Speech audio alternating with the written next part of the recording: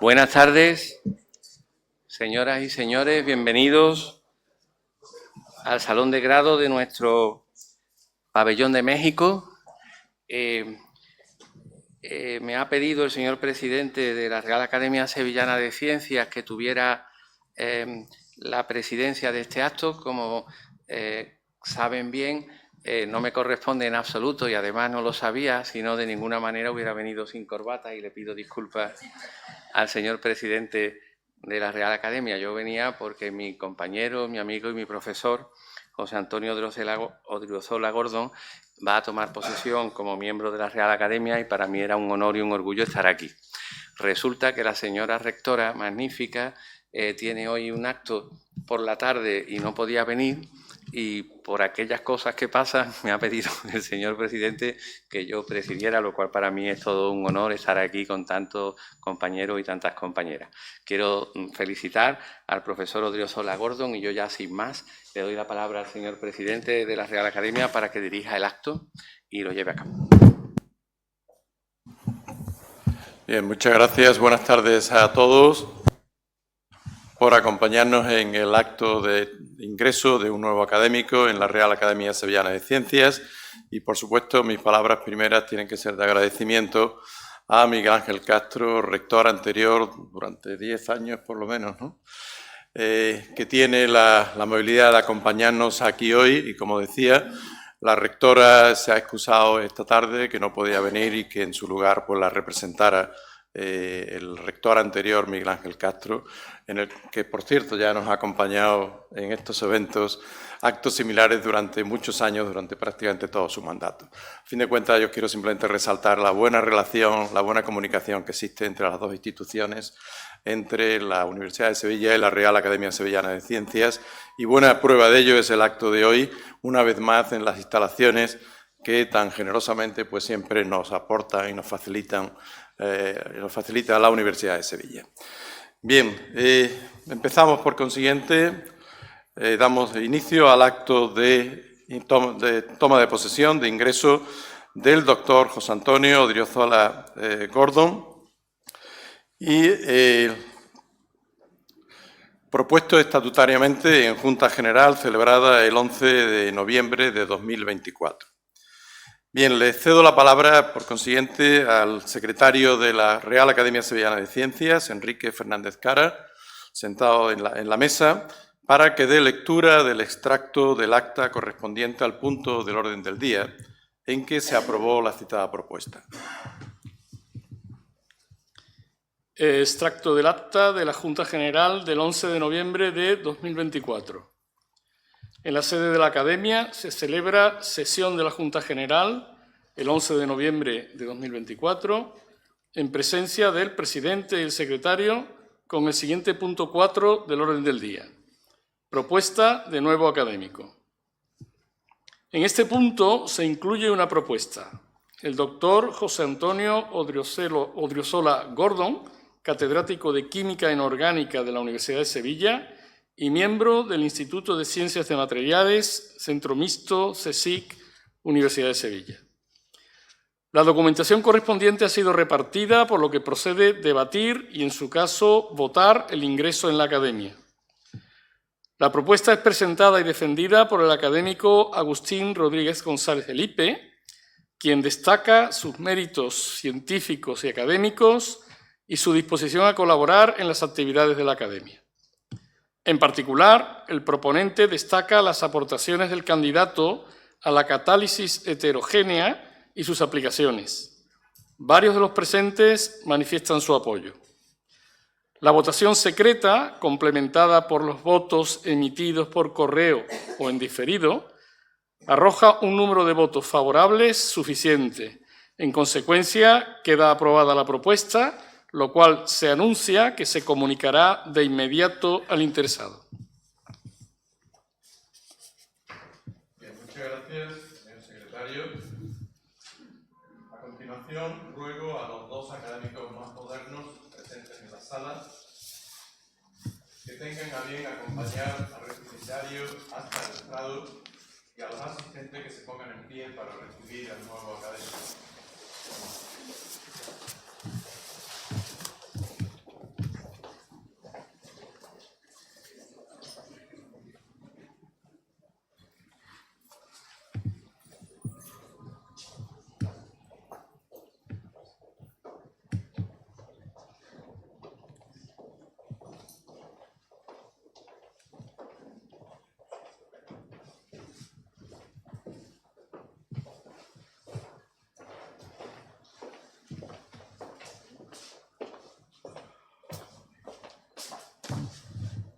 Pueden sentarse. A continuación, el doctor José Antonio Director de Gordon pronunciará su respectivo discurso de entrada en la academia. Buenas tardes. Excelentísimo señor rector, excelentísimo presidente de la Real Academia de Ciencias de Sevilla, ilustrísimo señor secretario de la Academia, excelentísimos antiguos presidentes de esta Academia, ilustrísimos señores decanos, académicos, académicas, señoras, señores, familia, amigos. El ingreso como académico en la Real Academia Sevillana de Ciencias requiere la elaboración de un texto que debe ser leído públicamente, lo que obliga a enfrentarse a un papel en blanco donde debe expresarse lo realizado a lo largo de la carrera profesional y por qué se ha hecho.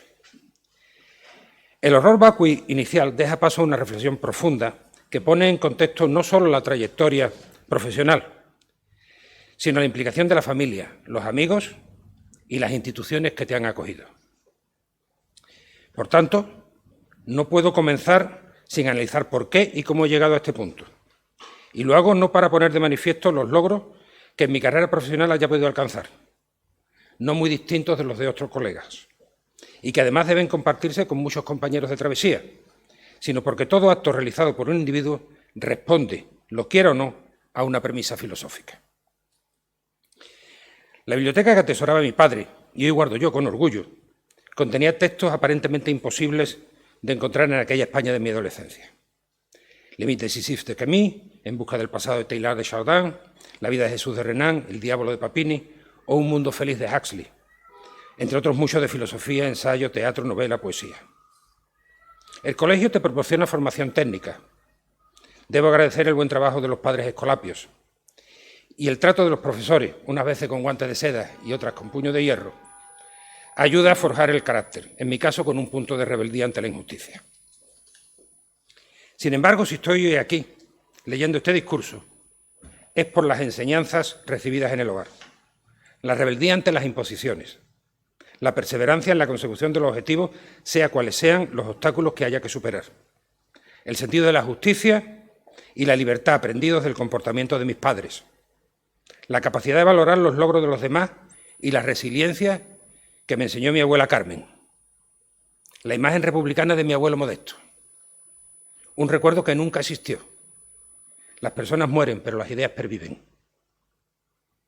Los dioses habían condenado a Sísifo a rodar sin cesar una roca hasta la cima de una montaña, donde rodearía hacia abajo por su propio peso.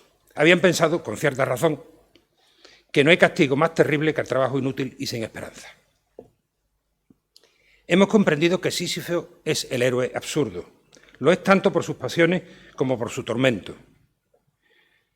Su desprecio por los dioses, su odio a la muerte y su pasión por la vida le han valido este tormento indescriptible, en el que todo ser humano se consume en la tarea de no lograr nada. Este es el precio que hay que pagar por las pasiones terrenales. El trabajo científico se asemeja al castigo de Sísifo.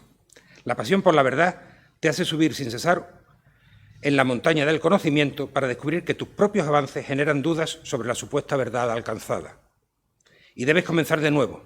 Pero este castigo, como asegura Camus, te mantiene vivo e ilusionado por avanzar en el conocimiento y, a ser posible, conseguir traspasar a tus alumnos la ilusión de rodar su propia roca.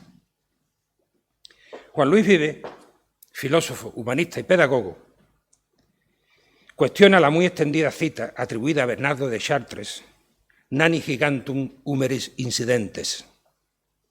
Falso es, y necio, aquel símil que muchos toman como muy agudo e incontrovertible, a saber, que nosotros andamos agarrados a nuestros ascendientes, como enanos en hombros de gigantes. No es esto. Ni nosotros somos enanos, ni ellos fueron gigantes. Todos tenemos la misma estatura. Y aún diré que nosotros nos encaramamos más arriba gracias al bien que nos hicieron, siempre que haya en nosotros lo que en ellos hubo, a saber, estudio, concentración de espíritu, amor de la verdad, desvelo, y si esto falla, ya ni siquiera somos enanos, llevados a hombros de gigantes, sino hombrecillos de merecida pequeñez, derribados en el suelo. No desprecia Vives en su texto las enseñanzas de los maestros. Nos encaramamos más arriba gracias al bien que nos hicieron, sino que critica la adhesión inquebrantable a principios y dogmas promulgados por los que nos precedieron, puesto que ellos, como nosotros, eran hombres expuestos a engañarse y a engañarnos. Piensa Vives que está en la realidad del ser humano el progreso gradual y que, por tanto, no somos más que un eslabón en la cadena de transmisión y generación del conocimiento. Mostraría un absoluto desprecio por la ciencia si no nos cuestionáramos las verdades establecidas y, con estudio y amor a la verdad, no buscáramos algo que ellos no encontraron. Sería pura vanidad entonces pensar que somos gigantes que sostienen a los enanos que nos sucederán. Es necesario, por tanto, agradecer a aquellos que me transmitieron la pasión por la ciencia y el hastío ante el conformismo. Mis maestros. La señorita María Luisa, de la que desgraciadamente solo recuerdo el nombre, que con paciencia infinita soportó las urgencias de un niño para aprender a leer, escribir y dividir. Los profesores Guillermo Munuera y Francisco Sánchez Burgos, que me descubrieron que la química tiene herramientas que permiten predecir el comportamiento de los átomos, las moléculas y los sólidos. Los profesores José María Trillo e Ignacio Carrizosa, que me iniciaron en el mundo científico, permitiéndome realizar mi tesis doctoral. El profesor Carrizosa, además de maestro, ha sido mi mentor a lo largo de toda mi vida académica, impulsando y tolerando mis aventuras científicas, que en más de una ocasión se podrían calificar de poco convencionales. Y brindándome su amistad y bonomía. Gracias. Sería un orgullo ser, para los que se han formado conmigo, el referente que eres para mí. Desde mi primer día en la Facultad de Química de la Universidad de Sevilla, muchos son los profesores, compañeros y amigos de los que aprendí en lo científico y en lo personal. Gracias a todos ellos. Javier Fernández Sanz, Mario Montes, Paul Grange, Eduardo Falabella, Yves Laurent, Jaime Botella, Miquel Salmerón, de los que he aprendido química computacional, reactores químicos, catálisis básica, procesos catalíticos, química de los nitroros, metalurgia y química de superficie. Muchas de estas reuniones informales han conducido en más de una ocasión a nuevas ideas y líneas de investigación. Permítanme un ejemplo. Una noche, en casa de mi amigo Yves Laurent, mantuvimos una entretenida conversación con Hubert Quirian y Maurice Leroy, a la sazón presidentes de la Academia Europea de Ciencias y de la Comisión de Energía Atómica francesa. Aprendí la naturaleza de las britolitas, minerales del tipo de los apatitos en los que algunos átomos de fósforo se han sustituido por silicio, y que, dada su tendencia a autoeliminar los defectos producidos por radiación, permiten mantener las tierras raras, actínidos y transuránidos, en la matriz mineral, sin que difundan al medio ambiente, lo que los convierte en menos de uranio y plutonio. Aparte de servir de fuente de inspiración para algunas de mis investigaciones posteriores sobre matrices de confinamiento de cesio radiactivo, esta conversación puso de manifiesto el papel de la ciencia en la geopolítica. El control de las menas de fosfato en tiempos que podían presumirse convulsos, noviembre de 1975, tan de actualidad nuevamente 50 años más tarde. No estaría completo el contexto en el que he desarrollado mi trabajo sin agradecer a los profesores Gabor Sommerjee y Heinz Heinemann sus enseñanzas. La osadía de Gabor, que rompiendo todos los esquemas sentó las bases teóricas de la química de superficie y que permaneció activo casi hasta su defunción. Él me enseñó que siempre merece la pena arriesgar para obtener conocimiento, aunque cueste 3 meses limpiar la cámara de ultraalto vacío. ¿Qué decir de Heinz? Un hombre bueno, tenaz, con un conocimiento amplísimo de la catálisis y los catalizadores, y siempre dispuesto a ayudar. Él me enseñó a buscar el conocimiento para devolver a la sociedad el esfuerzo que ella hace por nosotros. Su consejo al abandonar el laboratorio: si vas a hacer catálisis, haz catálisis, por favor, no solo caracterices. Y la osadía de Gabor Sommerjee, que posiblemente le costó el premio Nobel, han marcado desde entonces mi manera de entender esta apasionante ciencia que es la catálisis. No puedo concluir estos agradecimientos sin mencionar, aunque no los mencione, a quienes durante casi 50 años han soportado mis anárquicos horarios y mis ausencias. Sin ellos nada de esto hubiera tenido sentido. La revolución industrial tiene sólidas conexiones con la revolución científica y los movimientos newtonianos del siglo XVIII. Ser newtoniano a comienzos del siglo XVIII significaba proseguir la investigación de los principios que operan en la naturaleza a través de la experimentación. Las demostraciones prácticas popularizaron la ciencia, divulgando los avances científicos. haciéndolos asequibles al gran público, transmitiendo la idea de que las leyes de la naturaleza podían ser controladas a placer y, lo que no era menos importante, aplicadas. Bertrand Russell, en su libro La perspectiva científica, reflexiona sobre el carácter dual de la ciencia y relaciona el conocimiento científico con la búsqueda de la verdad, mientras que la técnica surge de la aplicación de ese conocimiento y es puesta al servicio del poder. El dilema entre verdad y poder no es nuevo. La técnica de licuar gases es uno de los muchos avances científicos de Michael Faraday, que evidentemente puede aplicarse de muy diversas maneras. El gobierno británico preguntó a Faraday la posibilidad de usar productos químicos licuados como armas contra Rusia en la guerra de Crimea de mediados del siglo XIX. Lo repulsivo de la idea le hizo negarse a tener nada que ver con ella. Sir Humphrey Davy aborda en 1815 la resolución de los accidentes producidos por la combustión de gas metano en las minas de carbón de Inglaterra. Investigó el intervalo de composiciones en que metano y aire forman una mezcla explosiva, la cantidad de calor necesaria para encender esta mezcla, la expansión que se producía con la explosión de la mezcla y la capacidad de comunicar la llama con mezclas explosivas en función del tamaño de la abertura, descubriendo que una ranura metálica de dimensiones inferiores a 0,36 milímetros, la llama no sería capaz de encender la mezcla explosiva. Partiendo del conocimiento fundamental de la química de las reacciones de combustión, Davy produce un prototipo que permite la presencia de una llama rodeada de una malla metálica con aperturas muy pequeñas que ilumina la mina en presencia de una atmósfera explosiva y proporciona seguridad a los mineros, disminuyendo el número de accidentes por explosiones de uranio. Este desarrollo es un claro ejemplo de cómo las reacciones químicas están afectadas no solo por la naturaleza de las sustancias que intervienen en ellas, sino también por los recipientes en los que tienen lugar, cuyo diseño permite modular la reactividad de estos componentes. Davy no solo sienta las bases de la química de la combustión, sino que abre una puerta al diseño de reactores, lo que cristalizará alrededor de 70 años más tarde en la primera escuela de ingeniería química, la Manchester Technical School. Los desarrollos posteriores de la lámpara minera dieron lugar a la observación del fenómeno catalítico. En un nuevo artículo, Davy describe un descubrimiento accidental: la capacidad de una malla, lámina o hilo de platino para favorecer la combustión lenta a bajas temperaturas de vapores y gases explosivos. Esta es, sin lugar a dudas, la primera observación experimental de la catálisis heterogénea, un término propuesto más tarde por Berzelius.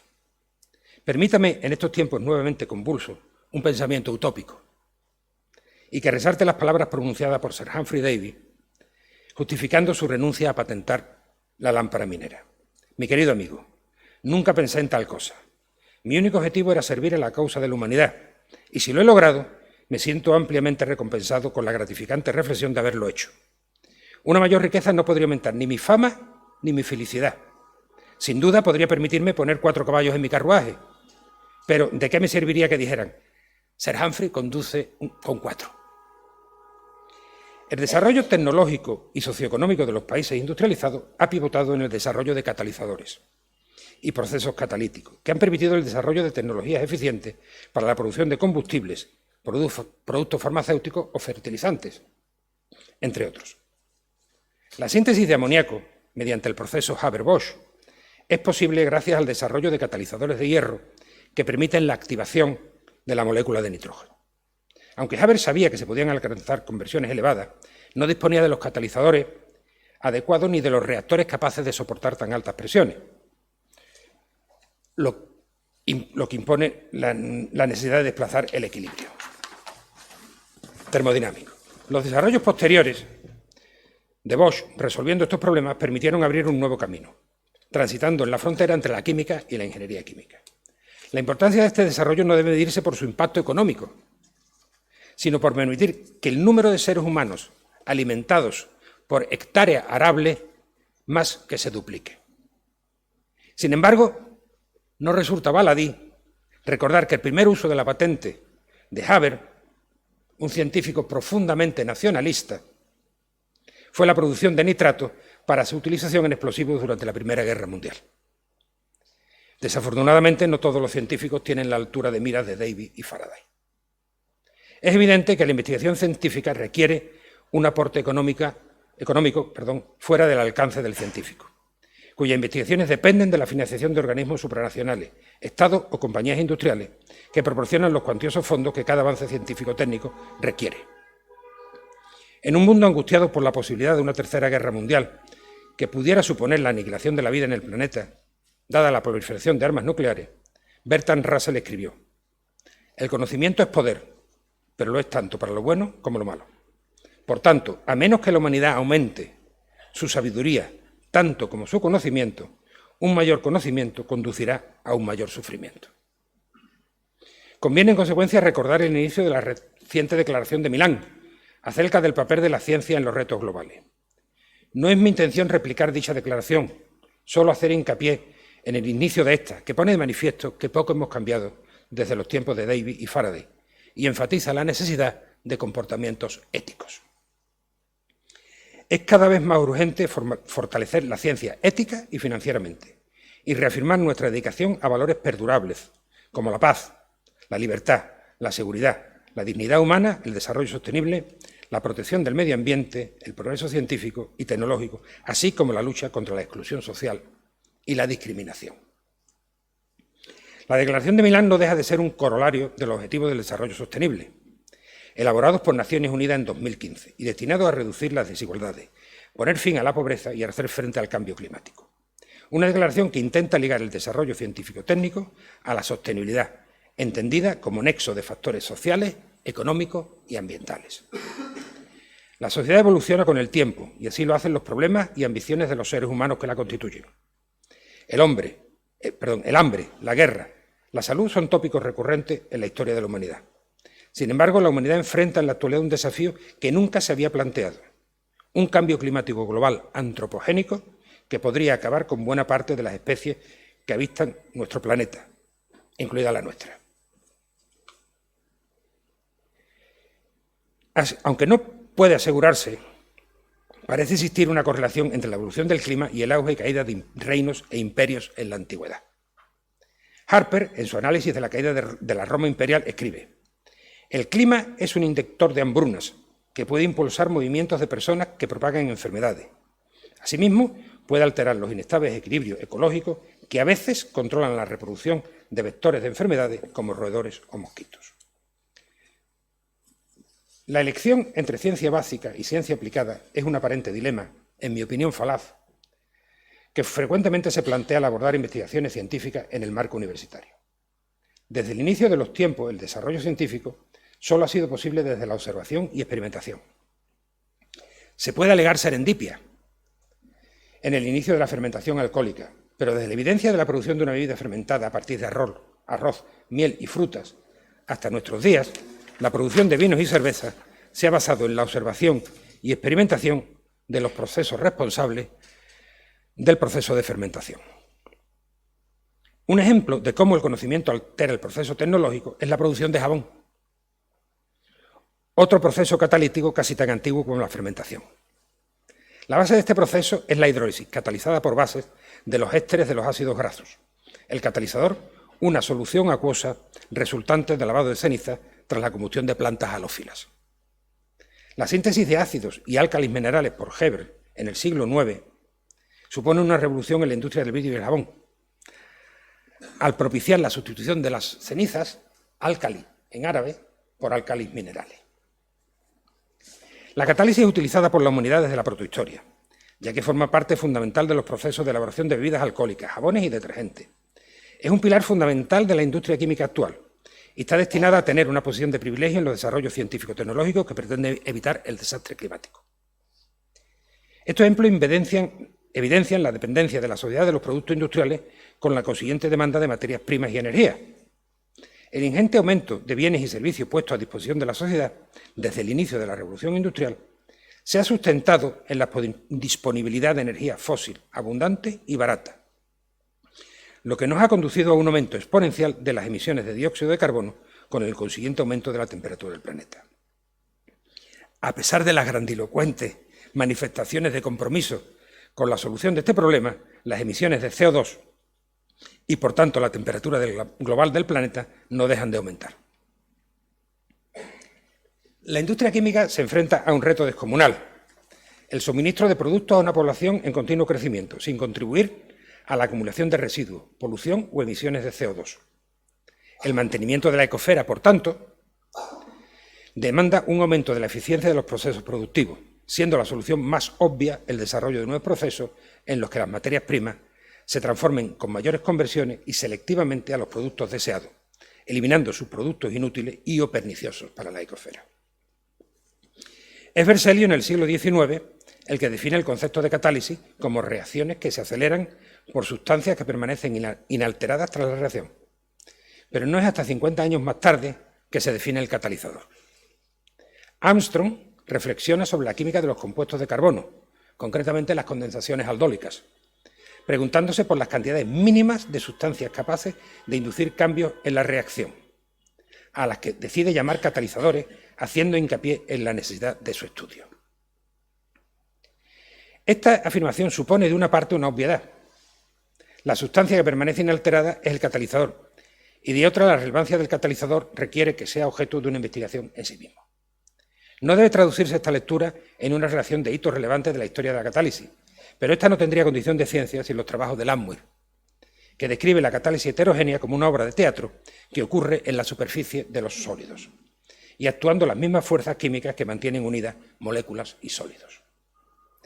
Un corolario evidente de esta afirmación es la influencia de las propiedades físico-químicas de los sólidos en las propiedades catalíticas y, por ende, la necesidad de avanzar en el conocimiento de la estructura electrónica y geométrica de la superficie para conseguir catalizadores más eficientes. Es imprescindible para alcanzar esta eficiencia el desarrollo de catalizadores más activos y selectivos, ya que la catálisis se encuentra en el centro de la gran mayoría de los procesos químicos. Los catalizadores heterogéneos son sólidos, cuya actividad radica en la naturaleza de su superficie. La existencia de defectos no es solo una característica de los seres humanos. La termodinámica nos dice que los sólidos tampoco pueden existir sin defectos, y la superficie es un defecto bidimensional inherente a los mismos. El ordenamiento tridimensional de los átomos en una estructura cristalina determina la naturaleza, número de coordinación y distancia interatómica de los átomos presentes en la superficie en función de sus índices cristalográficos. Es evidente que estas características determinan la energía de la interacción de las moléculas con la superficie en función de la cara cristalina expuesta por el catalizador. Existen evidencias de una distinta actividad catalítica en función de la cara cristalina expuesta para multitud de reacciones catalíticas. La deshidrogenación e hidrogenólisis de ciclohexano en la superficie de platino depende de la cara cristalina expuesta. Así, si las caras expuestas tienen índice de Miller muy elevado y, por tanto, multitud de átomos en muy bajo número de coordinación, la reacción de deshidrogenación está favorecida frente a la cara 1,1,1. Una imagen gráfica podría ser la de una pendiente con multitud de bancales de escasa anchura.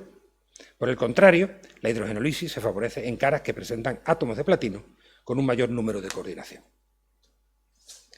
La observación de la distinta actividad y selectividad de los catalizadores en función de la estructura de la cara cristalina expuesta ha llevado al desarrollo de nanopartículas de tamaño y forma controladas, para la optimización de las propiedades catalíticas, permitiendo, por ejemplo, la oxidación de contaminantes a temperatura ambiente e incluso subambiente. Desde un punto de vista termodinámico, la forma de equilibrio de las nanopartículas cristalinas está determinada por la energía libre de las distintas caras expuestas y puede deducirse a partir de modelos que minimizan la energía libre para un volumen determinado. La absorción de moléculas o iones presentes en el medio de síntesis, en la superficie de las nanopartículas, modifica la energía libre superficial de la cara en la que se produce esta absorción y altera, por tanto, la forma de la nanopartícula. El ejemplo de la espinela de cobalto es significativo. Un adecuado procedimiento de síntesis permite elegir la cara cristalina expuesta y, por ende, la forma de las nanopartículas. La obtención de cubos, cuboctaedros o cintas pone de manifiesto la distinta reactividad de las caras expuestas, que depende de su capacidad para generar vacantes de oxígeno. Las superficies catalíticas pueden contener un gran número de funcionalidades. Si consideramos la superficie de un óxido, podemos afirmar en una primera aproximación que está constituida por cationes metálicos y aniones óxidos y que los cambios que se induzcan en los reactivos vendrán determinados por la carga del ion sobre el que se absorba el reactante. Es evidente que cationes y aniones son ácidos y bases de Lewis, cuya capacidad de absorber moléculas vendrá dada por la energía libre de las interacciones ácido-base de la superficie y las moléculas reaccionantes. Por ejemplo, La activación de la molécula de metano ocurre mediante la ruptura homolítica del enlace carbono-hidrógeno, en el que el radical metilo resultante se absorbe en cationes metálicos y el átomo de hidrógeno de un ion óxido, en un ion óxido. La energía libre del enlace OH formado es la que determina que tenga lugar la activación y posterior acoplamiento de radicales metilo para formar etano. Con esta herramienta en la mano, la curiosidad y la imaginación permiten explorar nuevos mundos, como Albert Einstein dejó escrito. A veces desconozco las razones, pero siento que estoy en lo cierto. No me sorprendí en absoluto cuando el eclipse de 1919 confirmó mi intuición. De hecho, me habría asombrado si hubiera resultado diferente. La imaginación es más importante que el conocimiento, pues el conocimiento es limitado, mientras que la imaginación abarca el mundo entero, estimula el progreso y da origen a la evolución. Es, en rigor, un factor real de la investigación científica. ¿Podemos modificar el comportamiento de la superficie, ajustando sus características a nuestros deseos? No es necesario decir que es un camino que hemos transitado mucho, alterando las densidades electrónicas de los átomos superficiales para favorecer o debilitar las interacciones superficie-absorbato. Una de las posibles consecuencias de la rotura de los enlaces sobre la superficie de los sólidos es que la energía libre de la interacción de alguno de los fragmentos sea tan negativa que haga imposible que éste siga reaccionando, lo que bloquea el centro catalítico y desactiva la reacción. Este es el caso de la reacción de deshidrogenación de ciclo hexano que hemos comentado. El proceso de deshidrogenación ocurre de tal modo que sucesivamente se produce benceno y con posterioridad carbono, que queda depositado en la superficie del catalizador. La formación de estos enlaces platino-carbono hace que la densidad electrónica del platino aumente y por consiguiente altera su actividad. Esto, que en la mayoría de los casos es un fenómeno indeseado, se transforma en una ventaja al bloquear los centros más reactivos y permitir modular la reacción en centros que tienen modificada su densidad electrónica. Por ejemplo, una síntesis adecuada de aleaciones platino-cobre permite oxidar selectivamente monóxido de carbono en presencia de hidrógeno. La oxidación preferencial de monóxido de carbono es una reacción catalítica de enorme interés, relacionada con la producción de energía en pilas de combustible de tipo polimérico.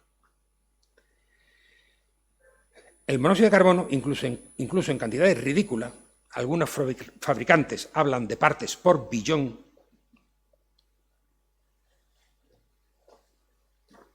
es capaz de envenenar los átomos de platino encargados de la disociación homolítica de hidrógeno. Dado que la energía libre estándar para la combustión de hidrógeno y monóxido de carbono es prácticamente la misma, se hace evidente que si deseamos eliminar monóxido de carbono sin oxidar hidrógeno, debemos utilizar criterios cinéticos. El uso de un método adecuado en la síntesis del catalizador permite que la aleación platino-cobre, los átomos de carbono se absorban sobre el platino, anulando su capacidad de oxidar hidrógeno, mientras que el cobre cede densidad electrónica al platino, oxidándose parcialmente, lo que favorece la oxidación de CO. Sirvan los ejemplos anteriores para poner de manifiesto cómo la manipulación de las propiedades superficiales de los sólidos permite diseñar procesos catalíticos selectivos. Sin embargo, para aprender a apreciar el papel determinante del catalizador, ha sido necesario desarrollar herramientas que permitan conocer a nivel atómico cómo las moléculas interaccionan con la superficie de los sólidos.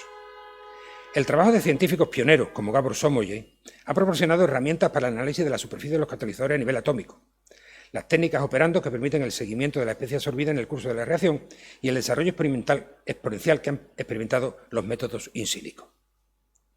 Han permitido una mejor comprensión del fenómeno catalítico y, por tanto, el desarrollo de catalizadores más activos y selectivos. La tesis doctoral de Gabor Somogy, a finales de los años 60 del pasado siglo, supuso un punto de inflexión en el estudio de los catalizadores al hacer uso de las técnicas del ultralto vacío para el análisis de superficie. El desarrollo posterior ha permitido determinar la estructura de la superficie y de las capas formadas por las moléculas absorbidas y, además, cómo la estructura de la superficie determina la naturaleza de la interfase sólido-fluido. Estos estudios evidenciaron el comportamiento dinámico de la superficie, lo que implica su reconstrucción en función de la atmósfera reactiva, lo que contribuye a matizar la definición de catalizador formulada por Berzelius. Una sustancia que aumenta la velocidad de una reacción química sin consumirse o sufrir cambios permanentes en dicho proceso, ya que el catalizador sí participa en la reacción formando y rompiendo enlaces con los reactivos, pero ni se consume ni se transforma al final del proceso. Es por eso que la necesidad de conocer la superficie del sólido, las especies absorbidas y la dinámica de la superficie en el curso de la reacción deviene imprescindible para el aumento de la eficiencia del proceso catalítico. Este conocimiento puede inferirse haciendo uso de otras técnicas de caracterización de superficie que, en lugar de analizar la energía de los electrones emitidos o reflejados por una superficie, analizan la radiación electromagnética reflejada por ésta. Las técnicas de ultraalto vacío tienen la dificultad de que el análisis de la superficie debe hacerse en ausencia de la atmósfera reactiva, lo que no sucede si caracterizamos la superficie mediante reflexión de radiación infrarroja. Esto nos permite observar la superficie en presencia de la atmósfera reactiva, a las presiones y temperaturas a las que ocurre la reacción. El advenimiento de los espectrómetros de infrarrojo por transformada de Fourier a principios de la década de los 90 del siglo pasado rompió la barrera para el estudio de la superficie en condiciones de reacción, mediante reflectancia difusa infrarroja, técnica en la que nuestro grupo ha sido pionero. El desarrollo de nuevas metodologías enfrenta retos que deben superarse. Para estudiar el efecto de la presión y temperatura se emplean celdas catalíticas que no permiten desacoplar la reflectancia difusa de la reflectancia especular. De este modo, una parte del espectro registrado puede potenciar la señal de modos vibracionales paralelos a la radiación incidente frente a aquellos que son perpendiculares a la misma, dando lugar a espectros infrarrojos de reflexión que son aparentemente distintos de aquellos obtenidos para la misma muestra cuando se registran en modo de transmisión, lo que producía enormes controversias a la hora de analizar los resultados. La componente especular de la reflectancia del catalizador permite observar el primer sobretono de las tensiones de especies vanadilo que son perpendiculares a la superficie del catalizador. La integración de estas señales permite determinar que la reducción de las especies vanadilo por amoníaco es el primer paso en el mecanismo de la reacción de reducción catalítica selectiva de óxidos de nitrógeno. Desde los tiempos de Armstrong se han desarrollado multitud de métodos de síntesis de catalizadores que permiten seleccionar a priori la estructura cristalina de los sólidos, el tamaño y la forma de las partículas. Se han desarrollado sólidos porosos con superficies específicas de miles de metros cuadrados por gramo y se ha modificado la superficie haciéndolas hidrófilas o hidrófobas a voluntad. Tenemos a disposición multitud de técnicas de caracterización de estos sólidos, cuya enumeración parece más una sopa de letras que una colección de técnicas físicas de análisis. Sin embargo, si queremos optimizar un sólido catalítico o un proceso, necesitamos modelos que nos permitan entender los fundamentos de estos a nivel atómico y nos guíen en el diseño de catalizadores eficientes. Esto ha sido desde el inicio de mi trayectoria una obsesión. Uno de mis primeros artículos, guiado por el profesor Sánchez Burgo, desarrolló un modelo de termodinámica estadística para entender la heterogeneidad de la superficie del óxido de iterbio. Y más tarde, en colaboración con el profesor Fernández Sanz, abordamos el estudio teórico experimental de muchos sistemas catalíticos cada vez más complejos, gracias al extraordinario desarrollo de la capacidad de computación. Estos estudios han permitido comprobar los fenómenos de sinterización o rotura de las nanopartículas de oro soportadas en anatasa, en presencia de monóxido de carbono, o la capacidad de la intercara platino-cobre en nanopartículas intermetálicas para disociar moléculas de oxígeno. A pesar de la creciente complejidad de los modelos teóricos experimentales, es necesario enfatizar que responde a lo que el investigador cree. El investigador cree que son asunciones razonables. Y, por tanto, debe permanecer expectante ante nuevas evidencias que puedan revocar su modelo. Vanessa Seifer, citando al filósofo de la ciencia Anjan Chakrabarty, imagino que está bien pronunciado, nos lo recuerda. La metafísica es ineludible de la ciencia, en el sentido de que, incluso cuando se trata de interpretar observaciones empíricas, los científicos están influenciados por sus creencias de fondo sobre cómo es el mundo, que a su vez no están determinadas exclusivamente por su estudio de la ciencia. Conviene además no olvidar que la catálisis es un fenómeno cinético, fuertemente influido por la temperatura y por la difusión de los reactivos hacia la zona de reacción. Y no solo dependiente de la naturaleza del catalizador. El control de los fenómenos de transporte entre la zona de reacción y sus alrededores determina la eficiencia del proceso, por lo que el diseño de reactores que mejoren los fenómenos de transporte y eliminen la aleatoriedad y el caos es fundamental. El reformado al vapor de glicerina es una reacción compleja que puede dar lugar a una gran variedad de compuestos. Un mismo catalizador, nanopartículas de níquel estaño, soportada en una espinela de magnesio y las mismas condiciones de operación, puede conducir a un catalizador estable en el tiempo o a desactivarse rápidamente. La diferencia estriba en la naturaleza del soporte sobre el que se deposita el catalizador. Si el soporte es metálico, el rendimiento a hidrógeno, producto deseado, es estable, mientras que si el soporte es cerámico, el catalizador se desactiva rápidamente. El acero inoxidable es un buen conductor térmico. El lecho catalítico es isotermo, mientras que el cerámico es aislante. El lecho catalítico se enfría al ser la reacción de reformado endotérmica y el catalizador se desactiva por depósitos de carbono. La mejor isotermicidad de los soportes metálicos debería, conceptualmente, conducirnos a la utilización masiva de catalizadores soportados en sustratos metálicos. Tras esta evidencia, sin embargo, la realidad industrial es el uso de estructuras cerámicas para depositar los catalizadores. Tras esta evidencia subyacen razones científico-tecnológicas asociadas a las propiedades de los materiales. Los materiales metálicos, en general, a temperaturas relativamente bajas, comienzan a sufrir fenómenos de fluencia, de formación plástica, inducida por su propio peso, deterioro de las propiedades mecánicas y fenómenos de corrosión, oxidación y o carburización, lo que afecta enormemente a la durabilidad del material, así como a la actividad y selectividad de los catalizadores. El diseño de un proceso catalítico eficiente requiere profundizar en el conocimiento de herramientas de la ciencia y la tecnología, compartimentadas artificialmente. El aumento de la eficiencia conlleva transitar las fronteras que comparten la química, la ingeniería química y la ciencia de materiales. El intento de bordear esta frontera nos ha llevado al desarrollo de una estrategia integral, que podríamos denominar de los electrones a los reactores, que intenta hacer frente a la complejidad de los procesos catalíticos.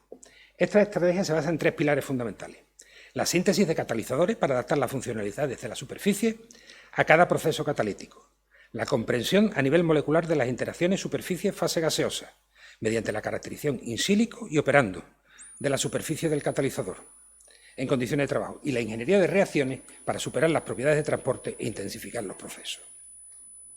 Esto conlleva explorar estrategias disruptivas que aunen el conocimiento fundamental en catálisis e ingeniería de reacciones. La búsqueda de alternativas energéticas asequibles y limpias que favorezcan la sostenibilidad y mitiguen el cambio climático es un mandamiento de Naciones Unidas enunciado en los Objetivos para el Desarrollo Sostenible. ¿Qué mejor aplicación en la metodología que hemos desarrollado a lo largo de estos años que procesos que contribuyen a los objetivos del desarrollo sostenible? Las estrategias en vigor desde los inicios de la Revolución Industrial han consistido en el desarrollo de procesos que se llevan a cabo en plantas centralizadas y de gran escala, que utilizan los aspectos tecnoeconómicos de las economías industrializadas. El éxito de este modelo se basa en un suministro controlado y constante de materias primas y catalizadores optimizados que trabajan a altas presiones y temperaturas. Sin embargo, los retos que afronta la ecosfera no pueden abordarse utilizando este enfoque. Los problemas asociados a la calidad del aire y el agua son eminentemente locales y están asociados al desarrollo agrícola o industrial. Por ejemplo, la Toscana presenta un importante desarrollo industrial, destacando la industria de la piel. Este desarrollo industrial ha conllevado elevados niveles de perfluoroalcanos, con especial incidencia del ácido perfluorooctanoico en el agua potable de las depuradoras próximas a Florencia. La degradación catalítica de estas moléculas se realiza mediante ozonización usando óxidos de metales de transición o metales nobles soportados. Nanopartículas de óxidos metálicos soportados en materiales carbonosos proporcionan los sitios ácidos que favorecen la interacción de los perfluoroalcanos con la superficie del catalizador, y la adición de nanopartículas de oro a estos catalizadores favorece, en medio básico, la formación de radicales hidroxilo en contacto con las moléculas de perfluoroalcano absorbido, lo que contribuye a su degradación. La contaminación del aire es el resultado de una mezcla de sustancias que provienen de miriadas de fuentes, tanto antropogénicas como naturales. La mayoría de estas sustancias están asociadas a actividades cotidianas, incluyendo la fabricación, distribución y uso de combustibles basados en fuentes fósiles y el uso de disolventes tanto domésticos como industriales. La contaminación del aire es el resultado... La eliminación de esta sustancia presenta dos retos fundamentales. De una parte, el enorme volumen que debe tratarse para oxidar totalmente sustancias muy diluidas, lo que obliga al uso de reactores estructurados, y de otra, la enorme variabilidad de la naturaleza química de los contaminantes que hace necesario adaptar los catalizadores a cada uno de los problemas concretos. Así, por ejemplo, los disolventes oxigenados pueden eliminarse haciendo uso de óxidos metálicos, mientras que los aromáticos requieren el empleo de metales nobles. Y en general de un diseño a medida del dispositivo catalítico, catalizador y reactor. Los objetivos 6 y 14 se refieren específicamente a la mejora de la calidad de las aguas, así como la prevención y reducción de la contaminación protegiendo los ecosistemas costeros y marinos. La moda rápida es una amenaza global a estos objetivos. La producción y consumo masivo de textiles conlleva, durante el proceso de lavado, la generación y liberación al medio acuático de microplásticos, fundamentalmente microfibras de polietilén-tereftalato y algodón, que representan al año el vertido de 280.000 toneladas métricas de microfibras, un 35% del total de los vertidos primarios liberados a las aguas. Todos los seres humanos somos, por tanto, partícipes de estos vertidos que, sin embargo, tendrán composiciones variables en función de la renta per cápita y el clima. La carbonización hidrotermal catalítica de residuos transforma los mismos en nanofibras de carbono de gran interés en la industria aeronáutica y automovilística. Sin embargo, este proceso encuentra dificultades en plantas centralizadas que procesan corrientes de reactivos bien controladas. La variabilidad de las microfibras, que incluso puede ser estacional, y los enormes volúmenes a tratar que inciden negativamente en el transporte del residuo, favorecen los modelos de producción descentralizada que requieren tecnologías más sencillas y catalizadores más económicos, robustos y estables. El diseño de catalizadores hierro-níquel, que además operan a bajas temperaturas y presiones, permite la transformación de las microfibras textiles en nanofibras de carbono y o carbón amorfo. La mejora de la calidad del aire se relaciona asimismo con otros ODS, que tienen que ver con salud, bienestar, energía asequible y no contaminante, producción y consumo responsable y acción por el clima. Reducir el impacto ambiental negativo de las ciudades incluye la mejora de la calidad del aire, que hará que la ciudad sea más sostenible al tiempo que mejorará la salud y el bienestar de sus habitantes. La contaminación del aire se relaciona con el cáncer, las enfermedades metabólicas y el neurodesarrollo de los niños. Las micro y nanopartículas carbonosas presentes en la atmósfera se forman mayoritariamente en la combustión de los compuestos aromáticos presentes en los combustibles fósiles, particularmente diésel y queroseno. La catálisis aborda la reducción de emisiones desde dos perspectivas distintas. El diseño de filtros cerámicos, sobre los que se deposita un catalizador de combustión que quema las micro y nanopartículas carbonosas, es una estrategia generalizada que equipan la mayoría de los motores de combustión alimentados por diésel. Alternativamente, la sustitución de los compuestos aromáticos por cicloparafina disminuye considerablemente la formación de nanopartículas carbonosas, en aquellos casos donde la aplicación de filtros catalíticos no es posible, como es el caso de los combustibles de aviación. La síntesis de cicloparafina a partir de biomasa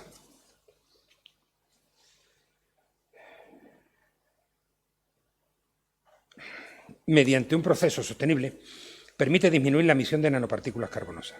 El empleo de catalizadores tándem, que combina las funcionalidades de la reacción de Fischer-Tropsch, las de aromatización e hidrogenación, permite convertir el gas de síntesis obtenido de la gasificación de los residuos en cicloparafina en una sola etapa. Es importante destacar los aspectos económicos y sociales del concepto de sostenibilidad, que van más allá de los aspectos puramente medioambientales. El concepto de producción distribuida supone un cambio en los patrones de consumo y producción que se aleja de la producción masiva convencional con sus cadenas de suministro, economía de escala y tendencias centralizadoras, generando nuevos modelos de negocio basados en la economía circular, generando modos de producción y consumo más beneficiosos y con mayor capacidad de respuesta social. Este concepto genera redes flexibles y a pequeña escala de actores socioeconómicos locales que utilizan los recursos según sus necesidades, en el espíritu del desarrollo sostenible. Una ventaja intrínseca de este modelo es su contribución a los ODS. Por ejemplo, reducen las emisiones de CO2 al disminuir las distancias de abastecimiento de las materias primas a las de plantas de procesado, lo que es especialmente relevante cuando las materias primas son residuos. La biomasa está universalmente distribuida y su aprovechamiento por todas las sociedades genera residuos que son una fuente adecuada de materias primas para multitud de procesos químicos, entre los que se incluye la producción de energía y productos químicos básicos. Por citar un ejemplo de estos últimos, el hidroximetilfurfural se obtiene por deshidratación de azúcares, pudiendo oxidarse catalíticamente a ácido furandicarboxílico en condiciones suaves.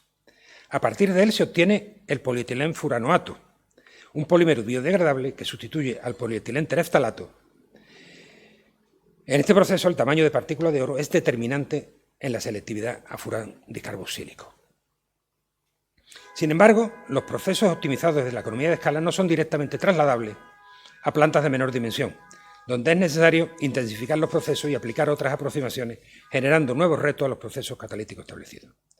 Por ejemplo, reemplazar el uso de hidrógeno gaseoso como reductor por agua, utilizando catalizadores que favorecen su reducción a hidrógeno, es una acción termodinámicamente factible.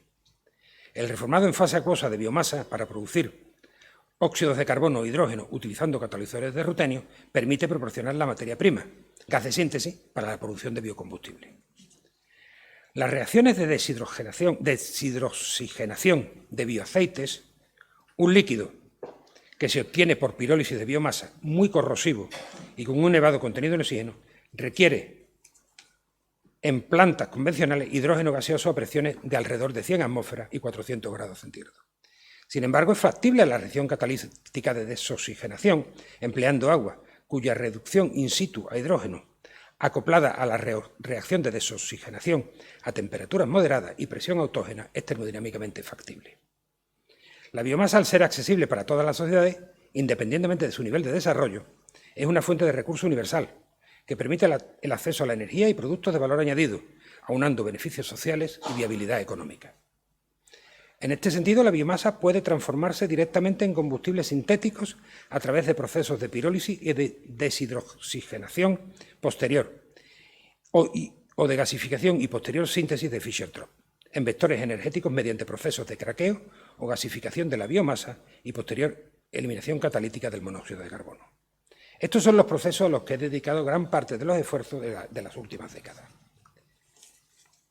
Permítanme, para finalizar, que esquematice, prometo que brevemente, algunos de estos desarrollos. La necesidad de eliminar monóxido de carbono de las corrientes gaseosas de hidrógeno surge al industrializarse la síntesis de amoníaco. Esta reacción se describe por primera vez a finales del siglo XVIII por Felice Fontana, en un estudio sobre la salubridad del aire. La discusión de la naturaleza del sitio activo se ha convertido en una historia interminable.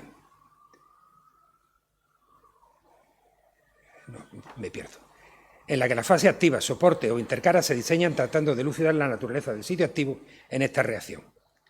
La naturaleza del sitio activo, su estado de oxidación, el carácter reducible del soporte o el papel de la intercara fase activa soporte son algunos de los argumentos que se han utilizado para justificar la actividad catalítica de esos sistemas, siempre tratando de correlacionar la actividad catalítica con la barrera de activación de la molécula de agua.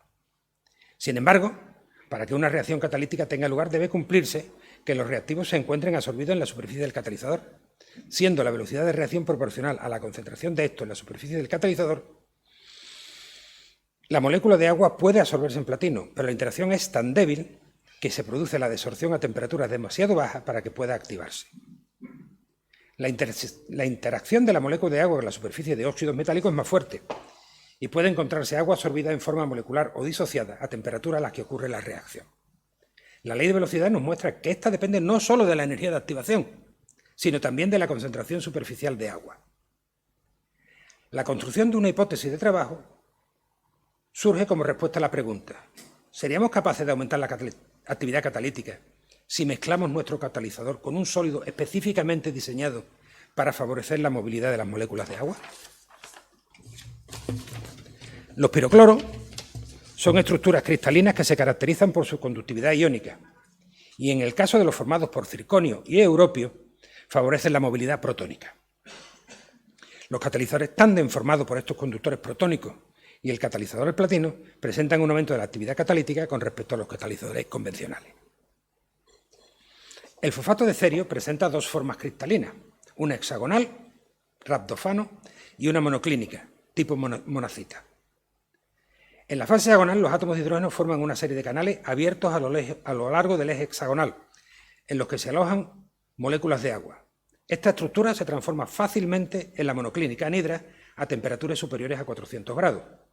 Los canales longitudinales de la estructura hexagonal alojan nanopartículas de platino, permitiendo el suministro de agua a la fase activa a las temperaturas de reacción. La estructura monocita, por el contrario, es anhidra. El agua estructural presente en los canales de la estructura hexagonal proporciona una elevada concentración de estas que puede difundir fácilmente al sitio metálico activo, dado el carácter de conductor protónico del fosfato de cerio. Como resultado de estos estudios se ha establecido un nuevo paradigma para la optimización de catalizadores de desplazamiento de gas de agua basados en metales nobles, que permite situar el enfoque en el diseño de catalizadores multifuncionales en los que la absorción de las moléculas de agua sea máxima y su energía de enlace permita un cubrimiento elevado a las temperaturas de reacción, revelándose los conductores protónicos como excelentes candidatos, bien como soporte, bien en la formulación de catalizadores estantes. Finalmente, la biomasa, es lo último que voy a comentar, y en particular los residuos de biomasa, representa un sustituto prometedor de los combustibles fósiles y una excelente materia prima para la fabricación de combustibles con baja huella de carbono, destinados a desempeñar un papel relevante en la descarbonización del sector del transporte. El método más atractivo para la producción sostenible de biocombustible a partir de gas de síntesis es la síntesis de Fischer-Tropsch. Sin embargo, es esencial implementar estos métodos utilizando materias primas no convencionales, biomasa residual o CO2 capturado, para cumplir con los estándares ambientales, políticos y energéticos. Un diseño racional de esta nueva generación de catalizadores debe combinar diferentes reacciones catalíticas.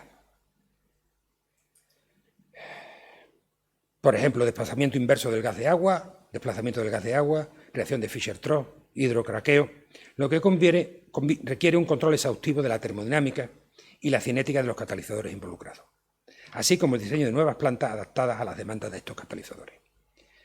Los residuos de naturaleza orgánica, incluyendo biomasa, son un sustituto prometedor del carbón y el gas.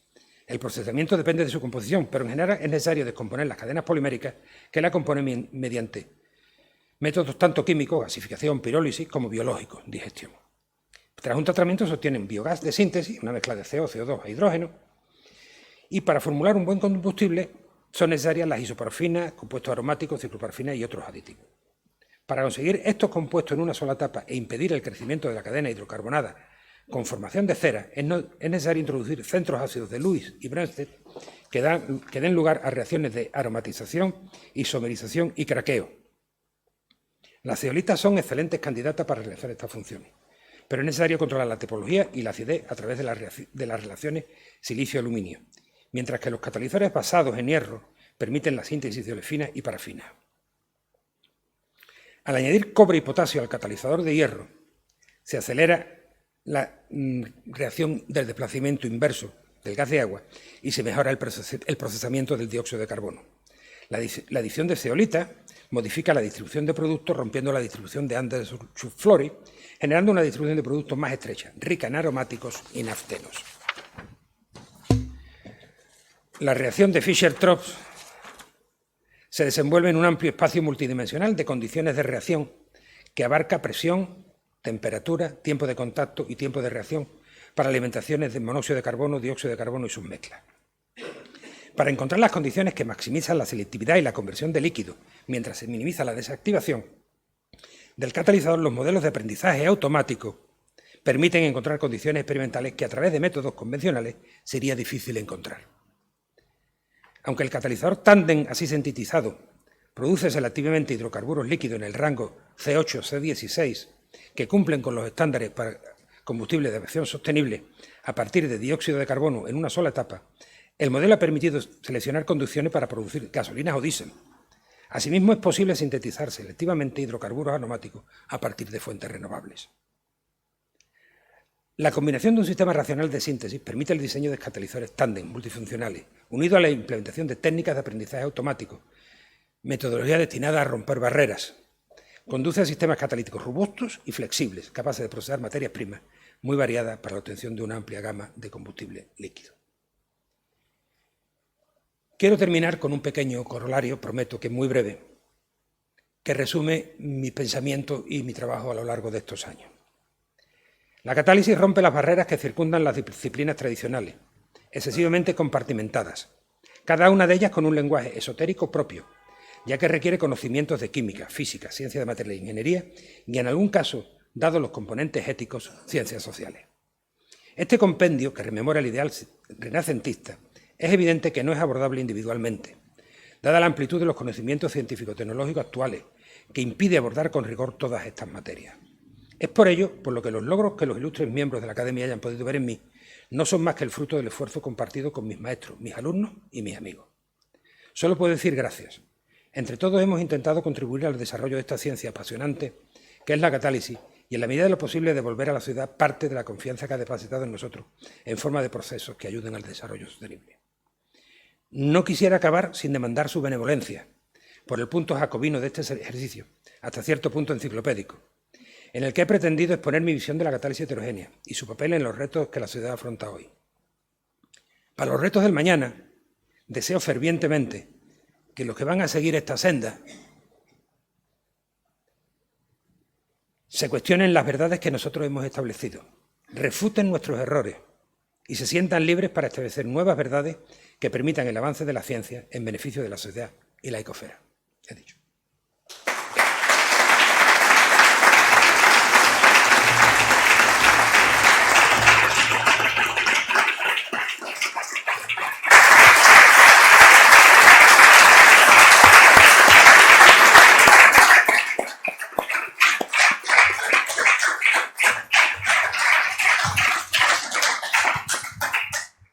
Bien, muchas gracias, profesor Odriozola. A continuación se va a proceder a imponer la medalla de la institución al nuevo académico y a la promesa del cargo.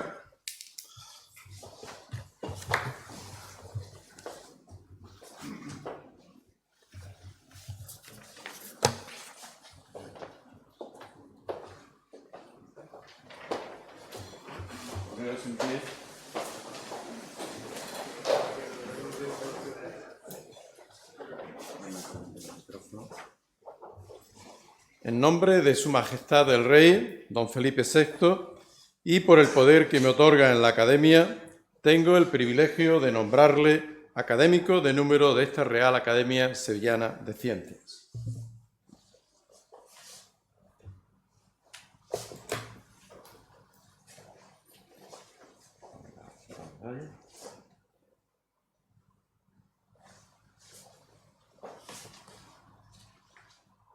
A continuación, le ruego al nuevo académico que preste la promesa del cargo conforme a lo establecido en la legislación vigente.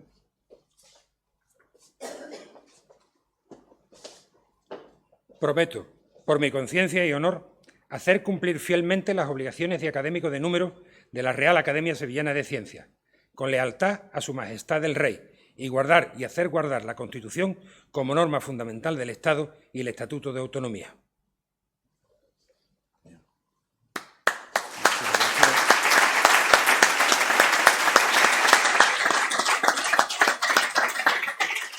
Bienvenido.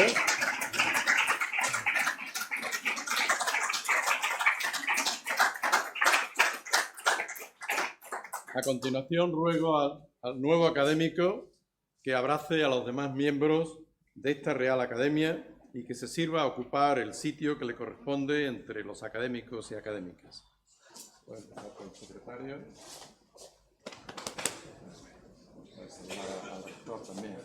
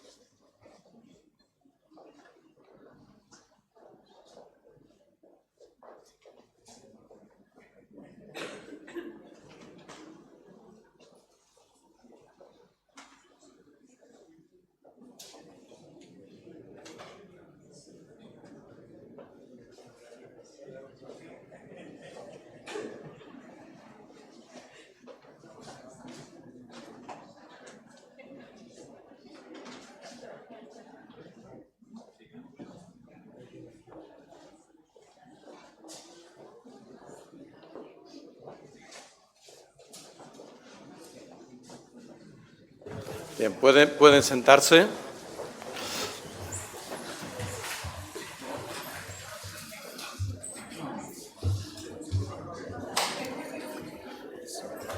Seguidamente tiene la palabra el ilustrísimo señor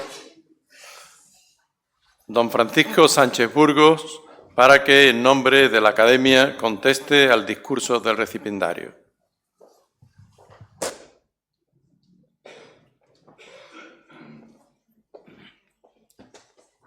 Excelentísimo señor presidente de la Real Academia Sevillana de Ciencias, querido profesor Castro, ilustrísimo señor secretario de la Real Academia Sevillana de Ciencias.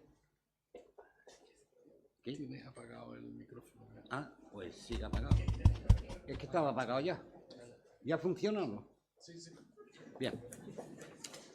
Mis primeras palabras han de ser de agradecimiento al presidente por aceptar la sugerencia de mi sección, la sección de Química de la Academia, para que fuera yo quien contestara el discurso de entrada en esta del profesor Odriozola.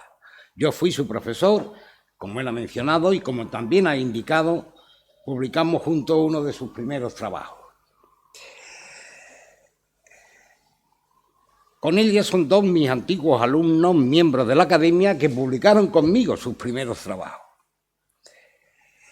Que al menos formalmente fuera yo quien los introdujo en esto de la investigación me produce una gran satisfacción, pero reconozco inmediatamente que su formación inicial fue obra del profesor Trillo de Leiva y de la profesora Ortiz Melet, que fueron quienes le guiaron sus pasos en la difícil y fundamental travesía del doctorado. Mis antiguos alumnos, uno y otro, pertenecen a una generación que, por así decirlo, justificaron la química física. Hasta entonces tengo la impresión, hablo de mediados de los 50, principios de los 60, que tengo la impresión, decía, que la química física era una especie de adorno que los químicos empleaban poco fuera de su ámbito, es decir, tenía que justificarse per se. A partir de esta generación empezó a utilizarse por los químicos dedicados al análisis y a la síntesis, que son las verdaderas actividades químicas. Desde entonces, desde luego, la colaboración ha continuado y prueba de ello, como ha mencionado el nuevo académico, su colaboración ya de años con el profesor Fernández Sanz, que por supuesto podría estar ocupando mi lugar perfectamente o haciéndolo incluso mejor.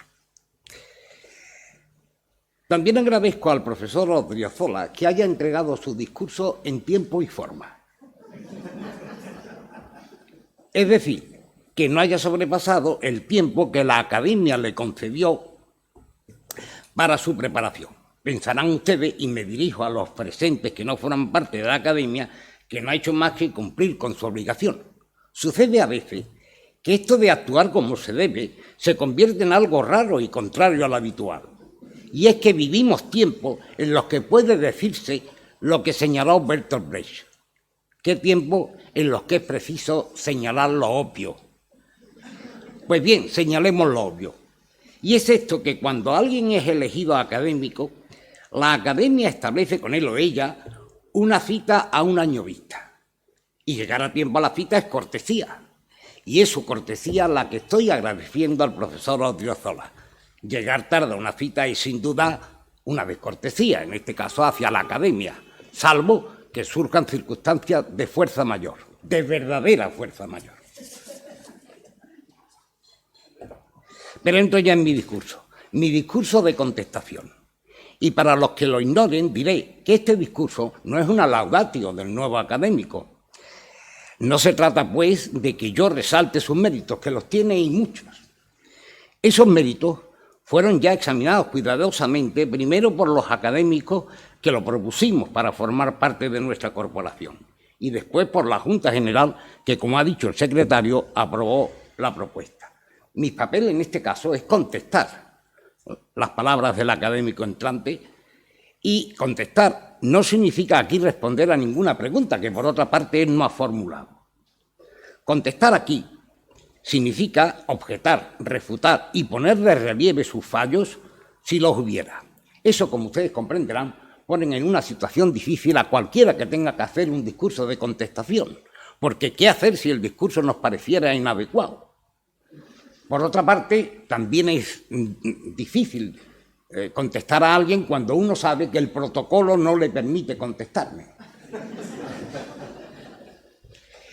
Pero estas preocupaciones mías desaparecieron rápidamente. Afortunadamente, desapareció, como digo, tras la primera lectura de su discurso, que me produjo una magnífica impresión, que se ha mantenido en las muchas relecturas posteriores que siguieron. Me pareció y me sigue pareciendo un discurso sólido, bien construido y elaborado expresamente para la ocasión. Otra obviedad que debe ser resaltada. Eso se nota en la bibliografía completamente actualizada, pues contiene citas hasta el año 2025, que fue cuando entregó el discurso.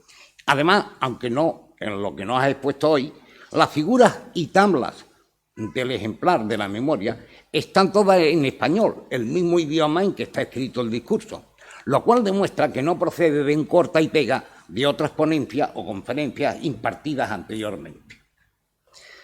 También me ha gustado mucho que no haya caído en la tentación, y ustedes lo habrán notado, que no habrán caído en la tentación, digo, de hacer eso que se llama divulgación científica y que se está convirtiendo en una plaga en los ambientes académicos, de las academias y de la universidad. Se trata de una especie de populismo científico que me entristece y me preocupa. En todo caso, el acto de hoy no es un acto de divulgación. Y dicho todo lo anterior, voy a abandonar brevemente el hilo de mi discurso porque creo importante decir lo que sigue. Verán, en Valladolid existía un periódico, del que siento no recordar su nombre, que tenía como lema: porque te alabo, te critico. Y Stanislavski, el gran maestro de actores, decía a sus pupilos: hable de su arte, nosotros diríamos de su ciencia, no hable de su arte solo con aquellos que estén dispuestos a decirle la verdad. A mí estos lemas me gustan mucho. Nos recuerdan que las alabanzas pierden su significado cuando no van acompañadas de una crítica si ésta procede. Y como yo no quiero que mis alabanzas pierdan su valor, criticaré algunas cosas del discurso que me parecen criticables y que no son muchas. Solo he encontrado un par de cosas que pudieran ser objetables. Y una de ellas no tiene carácter puramente científico, o mejor dicho, tiene carácter no solo científico. Posteriormente me referiré en términos elogiosos a una afirmación del profesor Odriozola, una afirmación que apenas ocupa una línea, que está escondida en la página 8 del discurso que yo he tenido, pero que demuestra que conoce perfectamente el tema del que nos ha hablado, el tema de la catálisis. Voy a hacer una glosa de esa frase para apoyarla sin reserva. La catálisis es un tema complejo, como demuestra el hecho de que en torno a ella se han desarrollado muchas ideas erróneas que se repiten, como eso de que el catalizador no se consume en el proceso catalítico. Baste pensar en los procesos de hidrólisis alcalina de los ésteres, donde el ácido está neutralizando al catalizador básico, o en las reacciones autocatalíticas, en las que uno de los reactivos actúa como catalizador. La posibilidad de autocatálisis está incluida en la definición de catalizador de Bell, que dice así: una sustancia es un catalizador cuando su concentración aparece en la ecuación de velocidad elevada a una potencia superior a la que tiene en la ecuación estequiométrica.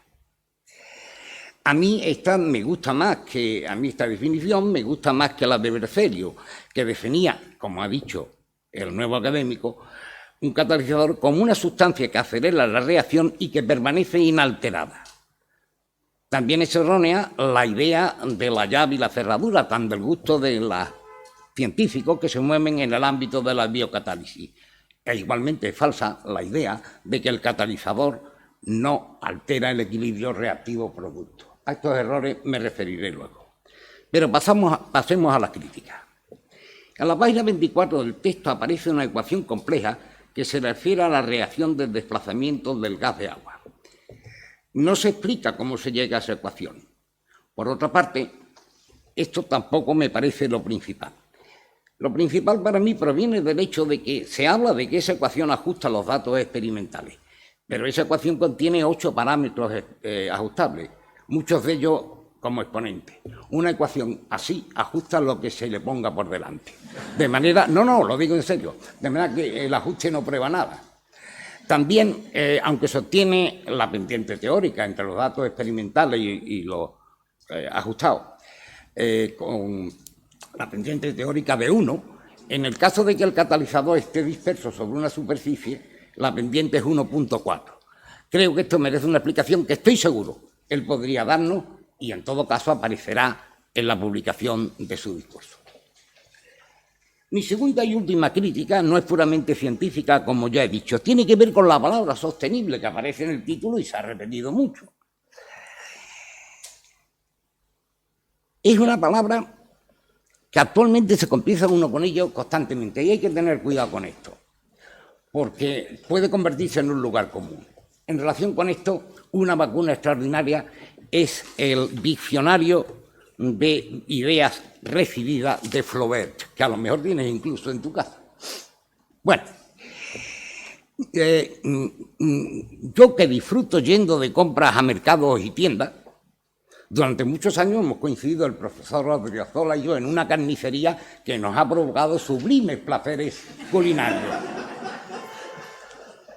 Veo con frecuencia en los envoltorios de los productos grandes letras que nos anuncian que estos se han conseguido por procedimientos sostenibles. Se usa tanto esta palabra que, como he dicho, puede llegar a convertirse en un lugar común. Tengo además la impresión de que se emplea sin conocer bien su significado y, sobre todo, que el término sostenible es un término relativo. En efecto, consideren ustedes una población reducida de, digamos, 100 personas que consigue su energía quemando leña de un bosque cercano. Eso sería una situación sostenible. El bosque absorbería el CO2 producido y renovaría la leña, con lo cual no habría problema. Pero si esa forma de obtener energía pretendemos extenderla a los 8.500 millones de habitantes de la Tierra, quemando el Amazonas, por ejemplo, desde luego no estamos en una situación sostenible. La sostenibilidad depende no solo de la población, sino del grado de consumismo de esa población. El problema actual para la sostenibilidad, ciertamente, es la población. Y como problema derivado, el tremendo consumismo de ella. Creo yo que todos los intentos que no tengan en cuenta estos factores y traten de controlar la situación para tener un mundo sostenible serán a la larga inútiles. Pueden que retrase el colapso de la civilización actual, pero no lo evitarán.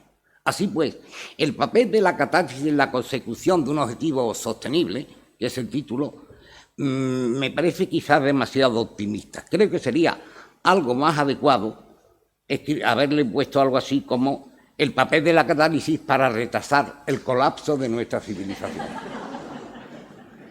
De hecho, Carlos Marx, hace casi 2 siglos, ya vio esta cuestión y vaticinó que el capitalismo, el sistema que actualmente se enseñorea del mundo, no era viable a largo plazo, no es sostenible, diríamos hoy. Posteriormente, en los años 60 y 70 del siglo pasado, el Club de Roma advirtió también de este problema, cuando la población era la mitad de la actual y consumía por habitante mucho menos de la 1/4 parte de la actual. Pero no se tuvieron en cuenta sus advertencias. Aquí lo dejo, reconociendo, como en el caso de la ecuación que antes mencioné, que por supuesto el tema se presta a debate, pero no es una cuestión menor. Una vez más, lamento que el protocolo no permita ese debate. Me parece que este sería un interesante tema para un ciclo de conferencias, para una mesa redonda que podría organizar la Academia. Arrojo el guante al presidente, yo tenía aquí escrito esto, arrojo el guante al presidente al tiempo que le brindo mi colaboración si lo recoge. Pero yo al presidente, que ya lo había leído en mi discurso, me ha dicho que recoge el guante. Recogido queda. Y además comprometido en público, que bien. Y ahora llega para mí el momento más importante de mi contestación. Porque habiendo resaltado los aspectos de su conferencia que entiendo podrían debatirse, me siento absolutamente justificado para alabar los aspectos de su discurso que me parecen acertados. Pero por ser muchos, me veo obligado a seleccionar. Y esa selección me lleva a glosar una frase luminosa que aparece en la página 8 del discurso, casi escondida. Una frase que voy a rescatar y a comentar brevemente, aunque daría para desarrollar un curso de cinética o de catálisis, que según la frase viene a ser lo mismo y según él nos ha dicho. La frase en cuestión que él ha pronunciado aquí hoy es: la catálisis se encuentra en el centro de la gran mayoría de los procesos químicos. Es una frase rotunda, pero con una pizca de precaución. En la gran mayoría, un casi. Creí que este casi podría eliminar sin más que cambiar la definición un poco cambiar un poco la definición de catalizador. Podría, en efecto, decirse que un catalizador es todo aquello, en lugar de toda sustancia, que acelera una reacción. Esta última definición nos permitiría incluir como catalizadores la radiación electromagnética, y hablaríamos de fotocatálisis, el potencial eléctrico, y hablaríamos de electrocatálisis. De hecho, hay gente que habla ya de esto. Y la temperatura, y hablaríamos de termocatálisis, si así queremos. La inclusión de la temperatura pensé que podría eliminar absolutamente el casi, porque siendo todos los procesos químicos procesos activados, un aumento de temperatura debería producir, sin duda, un incremento de la velocidad de reacción. Pero entonces recordé que a veces no es así. Verán, existe una familia rara de reacciones en fase gas que son trimoleculares. Es decir, intervienen 3 moléculas. Todas ellas, solo son 4, tienen un reactivo común, el óxido nítrico. Los otros reactivos son el cloro, el bromo, el hidrógeno y el oxígeno. Son reacciones raras, pero la del oxígeno es rarísima. Es la única reacción que yo al menos conozco que en ciertos intervalos de temperatura, a pesar de ser un proceso activado, su velocidad disminuye al aumentar la temperatura. Procederé ahora a justificar la frase del profesor Odriozola y, naturalmente, estas cuestiones que he venido indicando. Para ello le haré una observación que vuelve a ser una obviedad, y es que los reactivos y productos contienen los mismos átomos y los mismos electrones, solo que dispuestos de distinta manera. Esto permitiría considerarlo 2 estados diferentes del mismo sistema, aunque los químicos preferimos considerarlo como 2 sistemas diferentes. En todo caso, reactivos y productos solo se diferencian por las posiciones relativas de los núcleos y, por tanto, por sus energías. Nótese que las energías también son distintas para las posiciones intermedias de los núcleos entre la posición reactivo y la posición producto. Estas energías, si el sistema contiene n núcleos, dependen de 3n-6 coordenadas y constituyen una hipersuperficie de energía. A partir de esta idea, Claston, Lyell y Eyring desarrollaron la teoría de las velocidades absolutas, o la teoría del complejo activado, que está magníficamente recogida en un libro titulado The Theory of Rate Processes, que viene a ser algo así como The Nature of Chemical Bond, de Linus Pauling, pero para los que trabajan en cinética, y yo creo que el de Pauling para todos los químicos. Bueno, la hipersuperficie de energía permite localizar a reactivos y productos, es decir, conocer sus coordenadas nucleares. Unos y otros ocupan mínimos en la superficie de energía, en la hipersuperficie. Pero no solo eso.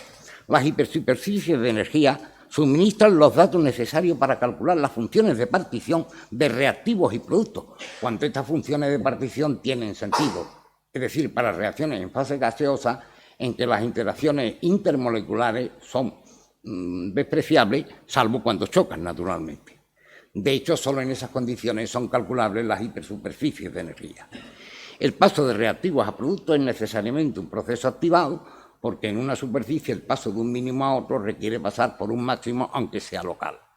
En principio hay infinitos caminos para pasar de un mínimo a otro, pero el más favorable es el que requiere menor energía, es decir, el que pasa por un punto de ensilladura entre 2 montañas de energía. Ese punto es el complejo activado. Partiendo de estas consideraciones, Claston, Lyell y Eyring desarrollaron una ecuación muy sencilla para la ecuación de velocidad. La constante de velocidad es el producto de la constante de Boltzmann por la temperatura dividida por la constante de Planck y por la exponencial de menos incremento de G partido por RT. En esta expresión, incremento de G se denomina energía libre de activación y puede calcularse a partir de las funciones de partición, del estado de transición y de los reactivos.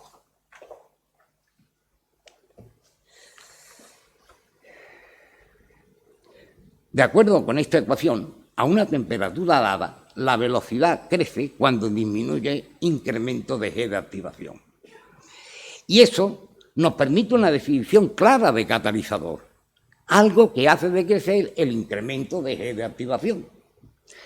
Para ello, la unión del catalizador con los reactivos ha de hacer disminuir la energía libre de estos, pero menos de lo que hace disminuir la energía libre de unión con el estado de transición. Hay otras posibilidades, pero son menos operativas. Esto que acabo de indicar permite eliminar muchos de los errores sobre catalizadores que indiqué al principio. Por ejemplo, que los catalizadores no alteran la constante de equilibrio. Para que así fuera, la energía libre de interacción del catalizador con los reactivos tendría que ser la misma que la energía libre de interacción con los productos. Y como la distribución de cargas y posiciones de las cuales depende la energía libre son distintas, es imposible que no cambien la constante de equilibrio. Por otra parte, la idea de que para que una catálisis sea efectivo, reactivo y catalizador han de encajar bien, como una llave en la cerradura, es claro que no se corresponde con la realidad. La efectividad de un catalizador no es cuestión de encaje, sino de energía libre, como acabo de indicar. Bueno, se podría llamar a eso de la energía libre encaje, pero en ese caso el que tendría que encajar bien es el estado de transición, no el reactivo. Quizás la componente entrópica de la energía libre de activación fuera la que mejor describiera ese encaje en un sentido mecánico. Pero resulta que los catalizadores no siempre actúan sobre la entropía de activación, ni mucho menos. Por ejemplo, la hidrólisis de urea catalizada por la ureasa está favorecida respecto del proceso no catalítico tanto por los factores energéticos como por los entrópicos. La catálisis de la hidrólisis de trifosfato de adenosina, catalizada por la miosina, está fundamentalmente favorecida por el factor entrópico, en este caso sí. Por último, solo el factor energético contribuye a la reacción de descomposición del peróxido de hidrógeno catalizado por catalasa, en tanto que el factor entrópico incluso la perjudica. La teoría del estado de transición permite también explicar esa situación de la reacción del oxígeno que disminuía su velocidad con la temperatura, a pesar de ser un proceso activado. Esta reacción, al igual que otras reacciones trimoleculares, se produce con una disminución. El proceso de activación tiene una contribución negativa de la entropía, debido a que 3 moléculas se unen para formar un solo complejo activado. Eso hace que el factor preexponencial de la constante de velocidad dependa de t elevado a menos 7 medios. Un factor que decrece con la temperatura, pero que puede ser compensado por el factor exponencial que contiene la energía. Ahora hablo de energía, no de energía libre. La energía del reino, si ustedes quieren. Pero si la energía de activación es pequeña, el que tira del devenir de la situación es el factor entrópico, que disminuye con una potencia menos 7 medios al aumentar la temperatura. Claro, queda resolver la siguiente cuestión: ¿por qué la del oxígeno sí y las otras no? Es que la del oxígeno es radicalmente distinta. La reacción del oxígeno es una reacción con una energía de activación del orden de la 10ª parte de las otras, simplemente porque es una reacción radicalaria, porque el óxido nítrico es un radical y el oxígeno un birradical. Y por tanto no es preciso ni romper ni en forma concertada ni de ninguna otra manera enlaces para que se produzca la reacción. Así que ya ven, esa teoría antigua de casi un siglo nos explica muchas cosas. Muchos de ustedes estarán pensando que esto naturalmente no se aplica a reacciones que tienen lugar en fase condensada.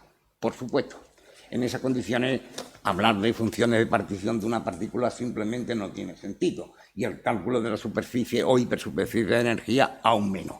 Pero la teoría del estado de transición de Gladstone, Lyell y Eyring aún resiste. Lo que pasa es que hay que resignar algo.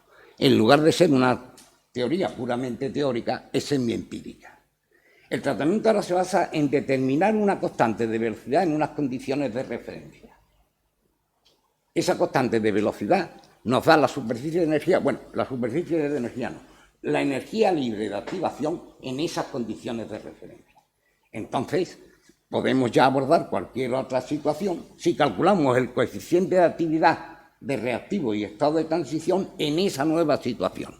No es fácil, ni mucho menos, calcular siempre los coeficientes de actividad, pero desde luego mucho más fácil que calcular una hipersuperficie de energía en una fase condensada.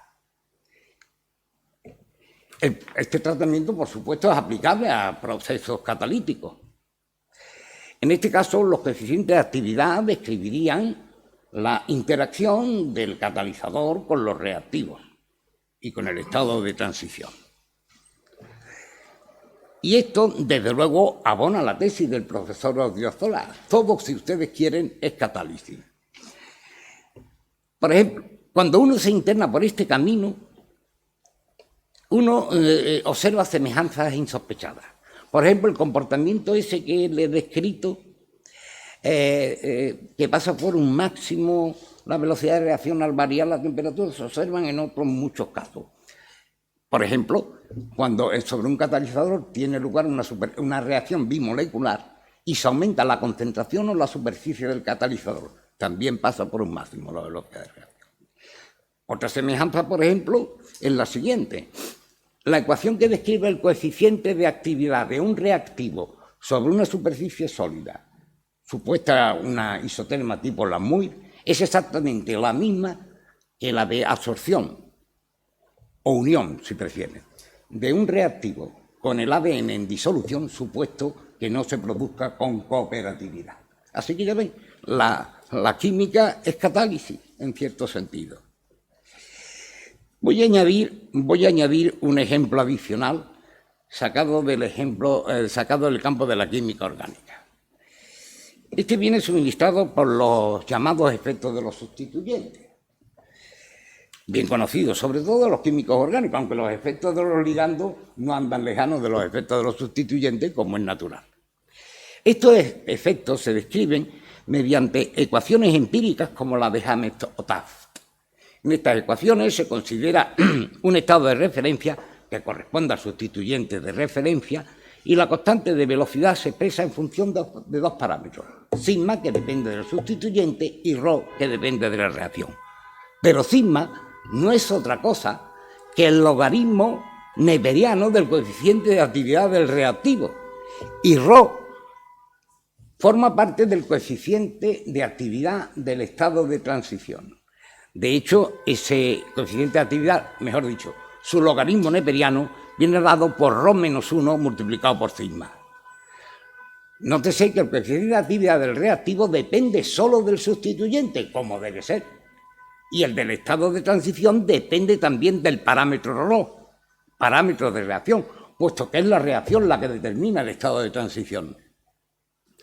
Los químicos orgánicos explican correctamente los efectos de los sustituyentes como una consecuencia de los cambios en la distribución electrónica del reactivo provocado por el sustituyente. Pero no es un cambio de este tipo el que provoca un sólido en un reactivo que se ha unido a él en un proceso de quimioabsorción. Claro que sí, es lo mismo. Y cuando buscamos el mejor disolvente para llevar a cabo una reacción, ¿no estamos buscando el mejor catalizador para esa reacción? Pues claro que sí. Toda la química es catálisis y toda la catálisis es química, si ustedes quieren. Y termino. Mis últimas palabras, y pido perdón por ello, se dirigen expresamente al nuevo académico. Y por tanto prescindo del protocolo y le llamaré José Antonio, que es como siempre le llamo, en la carnicería también.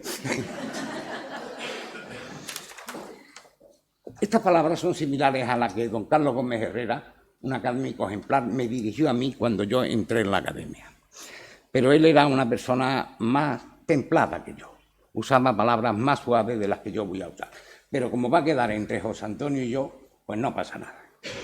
Verás, José Antonio, la gente, y a veces tengo la sensación de que también algunos académicos, ignoran lo que es una academia. Estas no son más que reuniones de amigos que desean aprender los unos de los otros. Fíjate bien que además digo aprender, no saber, porque por mucho que sepamos habrá muchas cosas más que no sepamos. Y ese aprender nos mantiene vivos. El saber, en todo caso, es un subproducto del afán de aprender. Eso que pretendemos aprender proviene de lo que unos podamos enseñarnos a otros. De manera que, en ese sentido, la entrada en la academia no es un punto de llegada, no es una culminación, es un punto de partida para un aprendizaje que ensanche nuestra perspectiva de la ciencia. Gracias a los compañeros que cultiven esos campos de la ciencia que nosotros ignoramos. Por tanto, al entrar en la academia, adquieres el compromiso de enseñar a los demás académicos, que por su parte, naturalmente, al recibirte como académico, adquieren la obligación de interesarse por tus enseñanzas. Y, por supuesto, la de enseñarte a ti. Es, pues, la ampliación de una vida científicamente activa lo que ofrece la academia a sus miembros. El interesarse de lo que enseñan los demás, de lo que enseñan en este caso los demás académicos, es, por lo que acabo de decir, una obligación moral y, por tanto, estar presente en actos como el de hoy, que gracias a ti hemos aprendido, es también una obligación moral, o cuando menos un acto de cortesía. Qué incomprensible me resulta aquellos que una vez que toman posesión de su plaza de la academia se olvidan de ella. Y qué pena me produce su inmadurez, porque inmadurez es querer ser académico solo por el hecho de serlo, para añadir un renglón al currículum. Estoy convencido de que tú vienes con la mejor intención, de enseñar y aprender, es decir, que vas a cumplir la promesa que acabas de hacer. Pero, por desgracia, la vida da muchas vueltas. Pueden surgir circunstancias que nos hagan perder la ilusión de enseñar y aprender. O que nos roben el tiempo, de forma que no podamos dedicarnos aunque queramos. No seré yo quien te reproche algo si esto sucede. Pero sí te reprocharé, y reprocharé a cualquiera, que en esa circunstancia, espera que pase, en esa circunstancia,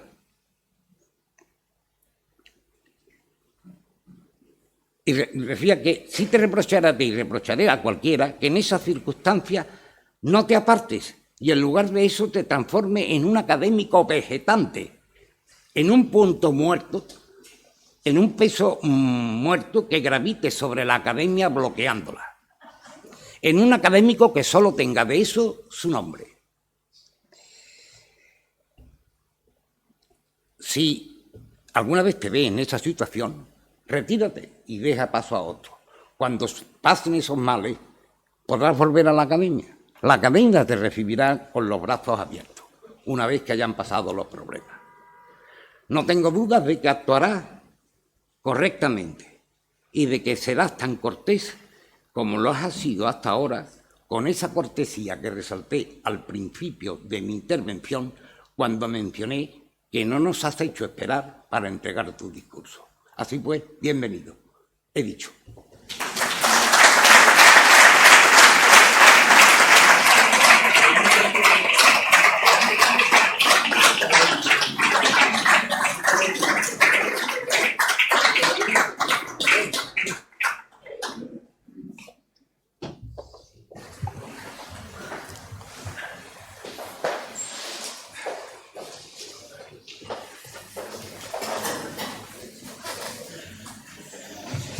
Bien, muchas gracias, profesor Sánchez Burgos, querido Paco, por tu discurso de contestación. Rector anterior de la Universidad Hispalense, secretario de la Real Academia Sevillana de Ciencias, presidente anterior de esta academia, autoridades, académicos, señoras y señores. Es para mí un honor y al mismo tiempo una profunda satisfacción, tanto a nivel institucional como personal, pues nos conocemos hace ya muchos años, dar la bienvenida al profesor José Antonio Odriozola, en nombre de esta academia, así como felicitarle por su magnífico discurso de ingreso, tan inspirador como desafiante, en el que su educación humanística brilla con la misma intensidad que el sólido análisis científico-técnico que nos ha ofrecido sobre la catálisis. Asimismo, quisiera expresar mi reconocimiento al profesor Francisco Sánchez Burgos por su aleccionador discurso de contestación, lleno de recomendaciones al nuevo académico que sin duda serán bien recibidas y seguidas. El nuevo académico ha articulado su intervención en torno a una reflexión de extraordinaria vigencia, la dualidad de la ciencia, evocando a Bertrand Russell en la perspectiva científica.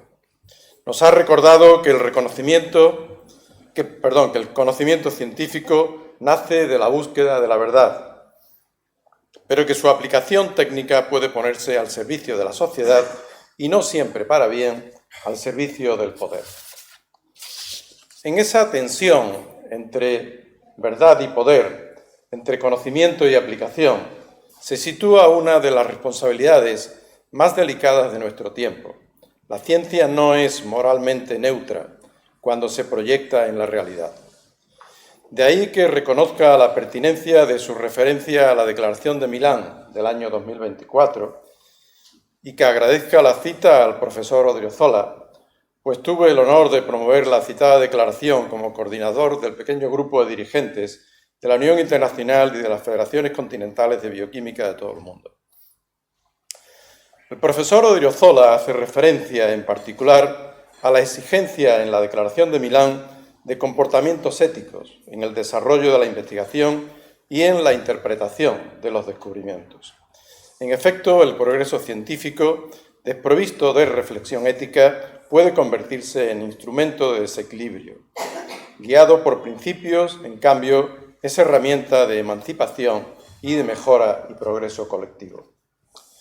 Desde el plano sociológico, el discurso del profesor Odriozola desciende hasta llegar al terreno concreto de la catálisis y del desarrollo sostenible, su área de investigación, mostrando cómo las grandes cuestiones técnicas adquieren rostro humano en problemas tangibles. La calidad del aire y del agua es un desafío eminentemente local, aunque inscrito en dinámicas globales de desarrollo agrícola e industrial. El ejemplo de la Toscana, con su potente industria de la piel y los problemas derivados de la presencia de perfluorocarbonos en las aguas de sus ríos, nos recuerda que el progreso económico sin previsión ambiental genera costes que recaen finalmente sobre la sociedad y los ecosistemas. En este contexto, la catálisis emerge como disciplina estratégica. El nuevo académico la ha presentado no solo como herramienta técnica, sino como auténtico puente entre saberes. La catálisis, ha dicho con acierto, rompe las barreras de disciplinas excesivamente compartimentalizadas. Exige química, física, ciencia de materiales, ingeniería y en ocasiones incluso ciencias sociales, cuando entran en juego las dimensiones éticas y de impacto colectivo. Esta transversalidad es precisamente uno de los rasgos de la ciencia del siglo XXI, abierto al diálogo interdisciplinar. Su discurso, sin embargo, no se ha limitado a trazar un mapa tecnológico del futuro. Ha culminado con un mensaje que esta presidencia desea subrayar especialmente: la necesidad de que las nuevas generaciones, y miro al fondo a nuestros jóvenes científicos, que las nuevas generaciones cuestionen nuestras certezas, refuten nuestros errores y se sientan libres para establecer nuevas verdades. No hay mayor prueba de compromiso con la ciencia que aceptar su carácter provisional, su apertura permanente a la revisión y al avance.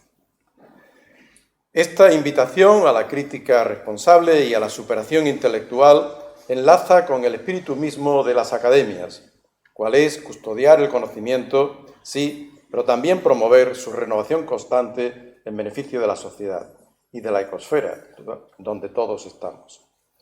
Querido José Antonio, voy terminando. Desde hoy esta academia se enriquece con tu experiencia, tu rigor y tu visión integradora de la ciencia, como búsqueda de verdad, como responsabilidad ética y como instrumento al servicio del bien común.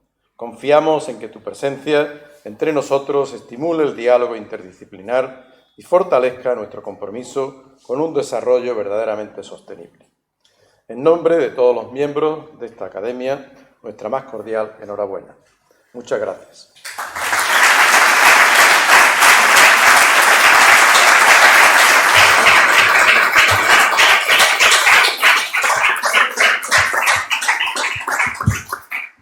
Y a continuación, para terminar, le cedo la palabra al profesor Miguel Ángel Castro para que pronuncie esas palabras finales y clausure el acto. Muchísimas gracias, señor presidente, y muchas gracias por el honor que me ofrecéis al presidir este acto en representación de nuestra querida rectora magnífica, que hoy, como he dicho al principio, no he podido asistir. A mí solo me queda, querido José Antonio, unirme a todas las palabras de elogio, de cariño y de admiración. He sido estudiante tuyo, nos conocemos desde hace muchísimos años, desde hace muchísimo tiempo, hemos vivido mucho camino juntos y para mí hoy pues un día singularmente feliz.